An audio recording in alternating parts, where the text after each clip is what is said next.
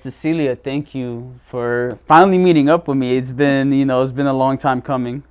Well, I'm glad we're finally having this conversation. Yeah. Blessings is an organization that I personally have found a lot of love in ever since I was at FGCU, because there's a lot of events that I went to and I always saw blessings, and then I looked into it, what blessings offers, and I'm just like, what they offer and how they help kids, in this area, with feeding kids, in some areas that need a lot of help. That's something that to me that means a lot to me. I come from a background where we didn't really have much growing up, so that means a lot. And what you're doing, it's something that I look up to, and I want to make sure that our audience gets to know about. So well, thank you. Well, what we do is actually supplement that free breakfast and lunch program that the students get Monday through Friday at school. And what we do is on Friday, we send home those packets that contain 2 breakfasts and 2 lunches home for that 65-hour gap that they won't be in school. So when they come back to school on Monday, they're fueled. And so a fueled student is going to be a better student. And a lot of those homes, those kids are food insecure. And COVID's just made that much bigger in our area. In Lee and Collier County alone, almost 47,000 kindergarten through 5th grade children are deemed food insecure. 47,000. Wow. So we're feeding, starting this week, 5,600. So we're just barely scratching the surface. And I have so many schools that are still on a waiting list. But yeah, the need is real, and the need is contrary to what we were talking about earlier. It's in every neighborhood, in every part of the counties of Lee and Collier and parts of Henry. So what cities are you also located in? Well, we're a national organization, but I run the Southwest Florida chapter, which encompasses all of Henry County, Lee County, and Collier County. And presently we're in 26 schools. 26 schools. Wow, well, and some are on the waiting list. That's we awesome. probably have another half dozen. Now, how does that work? Because the waiting list, is it because of what's going on with COVID, or funding? Funding. Okay. So funding to feed a child for a whole school year is $115 a child. So if we're feeding 5,600 children, say this school year, that's going to be a budget of $560,000. So we have to raise that money. The schools don't raise that money. So when we have funding available for a new school, we usually have what we have called school investors. We have companies that will pay for 50 kids at one school. We have private individuals that donate to certain schools. So when we have schools on a waiting list, when we have additional funding come in, and sustainable funding, knowing that that funder will fund it the next year as well. We've never closed a program in 12 years because of funding. We've always added. We've never taken away. So we'll open a new program that way. And we just opened up a brand new program this week at Heights Elementary. We had a new funder come in and has guaranteed to feed 50 children, so we were able to open a new program. So we're working on, there's a group in out east in Lehigh and Alva area trying to fundraise to open up River Hall. That's hopefully going to be our next school, River Hall Elementary. So we have a lot of people on the ground hoping to help us open these programs so we can get food delivered to more kids and have more programs and feed the need. Yeah, and I think it's just to me, it's crazy how many kids are in need of food. Like when I see kids like basically on the waiting list or on food stamps, like that breaks my heart, because they don't deserve that. They don't know any better. They just got brought into this world. They're still growing. Their brains are still developing, and what the first thing that they know is, man, like I'm hungry. I'm hungry. And I gotta make sure, like, they don't even have to make sure of anything. They're just like, wow, like I'm always hungry. I think this is how life works. And sometimes they eat like 1 or 2 meals, even like none at times. Well, the only meal they usually get, some of these kids, is at school. At school, And I have stories from social workers here in town that'll tell me, these kids are in the cafeteria, kids getting ready to throw away an orange or chips or whatever. Those kids are asking for that, and they're storing it and taking it home with them. I always say ask a teacher.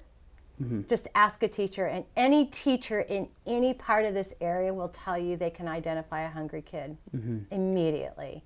And and it's in every school. It's not just in a Title I school or a school in a certain neighborhood. Yeah. It's in every school throughout the counties.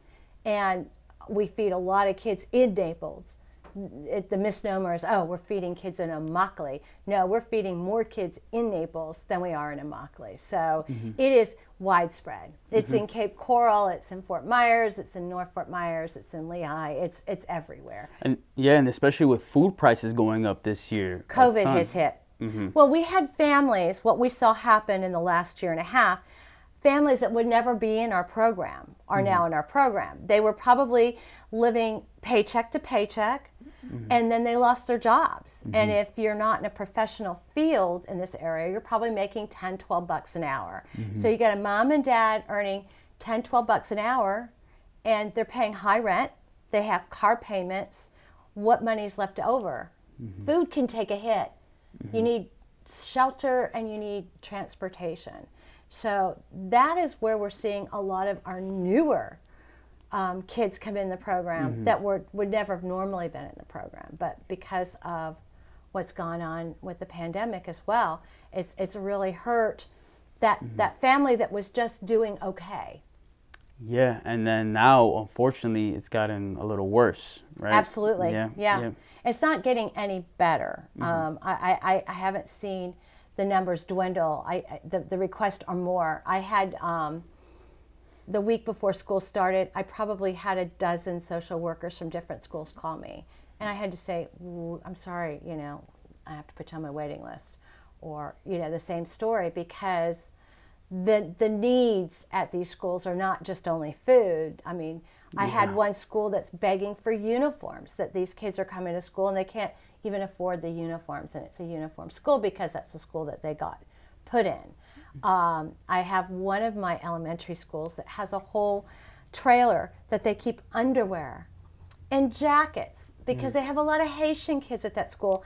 And the first cold spell, if these kids are new into the country, they've never experienced 38-degree weather. They're coming to school in their shorts and their short sleeves, and our school social workers are providing these children with jackets and sweaters. So our social workers at these schools are encompassing a lot of problems. But food is your main problem.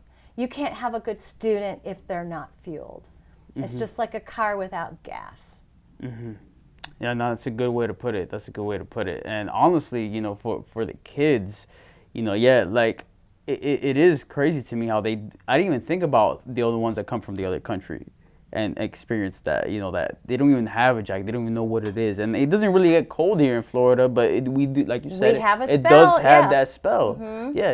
And it's crazy to know that it's not only food that they need. Like everything has just been, underwear, suffering. socks, Yeah. school supplies. I mean, I have schools that are just absolutely a store. We have mobile food pantries that also come to some of our schools to help the families. I mean, the need is real, and I coined a phrase because this is such a lovely community we do live in, and I call it gated community syndrome. You don't know what you don't see. So if you come down here and you've bought a new home and you're retired or semi-retired, or you go to work every day in a beautiful office, then you go to your nice little Publix or your nice church, you don't know that all these problems are happening a block away, a half a mile away, at the neighborhood school. You don't see it. I was just talking to my coworker about this literally the other day, because he said the same exact thing. He's like, I look into this gated community, and this is nothing against anybody who lives in a gated community, not. But he's like, everybody is just so sheltered when there's like so many people out there that need help, and they have just money sitting there, where I'm like, hey, why don't you just spare your money a little bit to help this person in need?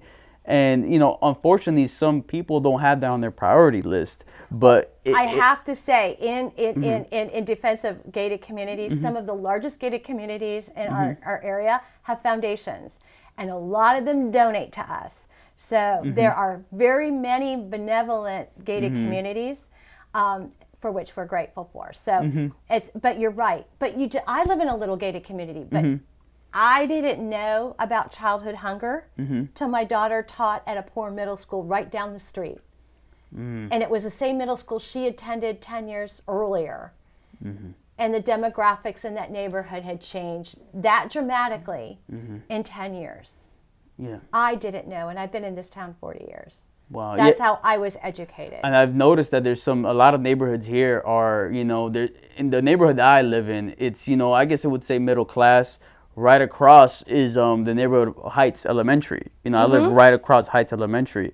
And then literally on the same corner, it's like, I think it's the country club. It's Gulf Harbor. You've heard of Gulf Harbor? Very much so. Yes. Yeah. Yes, and I'm just like, in that whole little area, you get like the best of three worlds right there. And that's one of our poorest neighborhoods, right? I mean, I'm feeding kids at Heights Elementary, and I'm feeding every child at Heights Foundation Charter School, which is right across the street. That neighborhood is one of the poorest in town. Yep. And it's surrounded by opulent wealth. Palmetto Point, Gulf Harbor, but that's every neighborhood in the 3 counties. It's just not one neighborhood. Yeah, and in Miami when I lived over there, I don't remember it like that. When it was a good area, it was a good area. And like here, when I moved here, I'm like, right across the street, you're just in a whole different world, completely different world. And it's because of the growth. Yeah, they don't know. I guess Well, I mean, honestly, scarce. I'm a fan of it. I'm a fan of keeping it all kind of mixed up, and not everybody in the same area. Well, it's inclusive then. Yeah, I like, and that's think what I like. everybody needs to see everybody, and everybody gets to see everybody, and they get out of that gated community syndrome. Yes, exactly. You don't know what you don't see. Exactly, right. exactly. So what events do you have planned for Blessings in the Backpack that's coming up? Well, September 9th through, let me look at the date here, the 29th is Sizzle Week, which is an oxymoron because it's 3 weeks long, but up to about 35 or 40 restaurants will have prefix menus at a really incredible price, and we'll be the recipient of $1 a meal for every meal served. So we're very excited. Please support Sizzle Week. Then we have October 2nd. On that Saturday, we're the recipient of Oktoberfest at Millennial Brewery. Sanibel Captiva Bank is the big sponsor. So we're very excited. Come on out and support us there. I'll be there. Halloween at the Mercado, October 27th. We're the recipient of that. I like that event. Yeah, that's a very good event. So that will bring us into October. And then into the next year, we have Brews for Blessings in February. And you might have a wonderful announcement in February as well. Yes, we are going to have an event that we're going to feature Blessings in the Backpack and EQ Recording Multimedia. So more details will come out, but stay tuned on that. But Cecilia, thank you so much for taking the time to speak pleasure, with me. Honestly. No. I'm glad that we finally got to meet and everything, and I'm looking forward to what we're working on in the future. I am too. It's going to be a great marriage. Looking forward to it. Me Appreciate too. it. Me too. Thank you.